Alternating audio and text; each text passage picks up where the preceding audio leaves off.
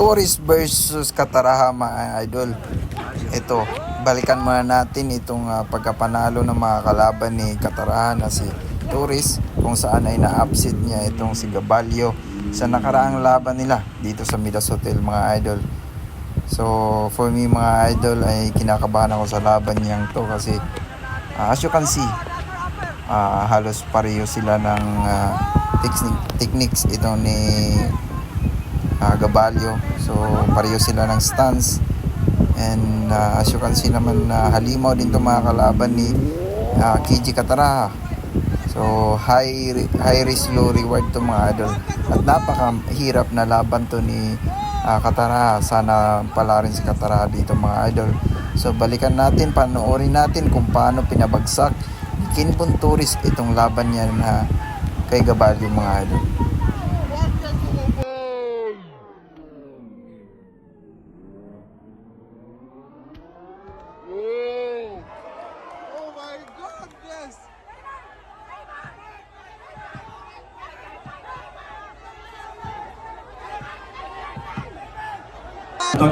There we go. 2 times, okay? Remart Gabalio versus Kinbon Torres. Ano ba tayo? Ano? Oh, magkano sa inyo dyan, oh? Mga gar, magkano sa inyo, gar? Gabalio o gar? Round number 1. Ayan natin to mga gar. First round. Tingnan natin kung sinong unang magpapatikim o sinong unang makakatikim. And nagpapauna ng job itong si Kinbon Torres. Ito ba? Oh.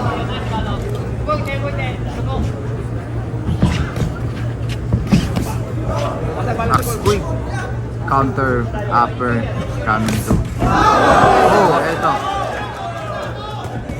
Oh, another body shot coming to.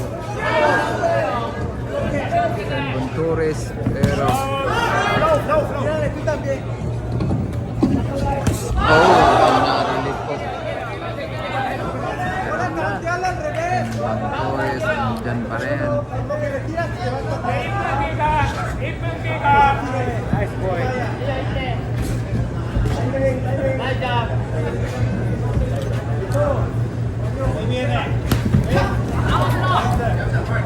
Magaling.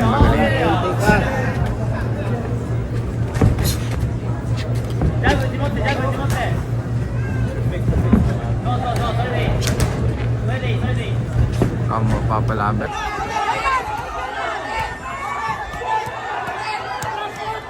Yakap! Yan!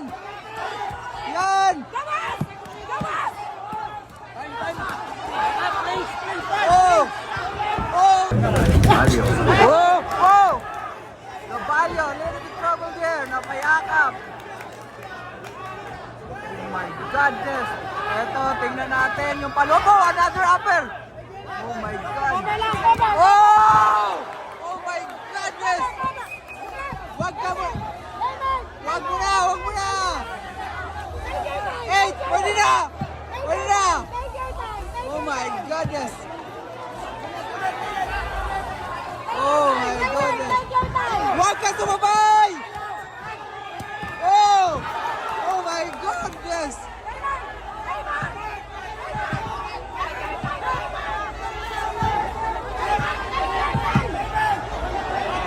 Oh my God!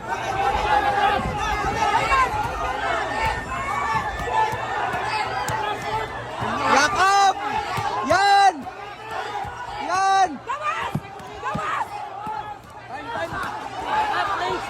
Oh! Oh my goodness! Woo! Wala na. Wow, grabe. Ang lakas. Silat man. Wow, grabe. Ang lakas. Silat man. Silat. Oh my goodness. Woo! Shit. Silat talaga. Wow. Congrats na lang.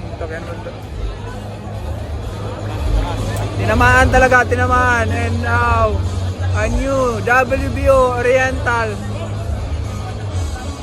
Grabe.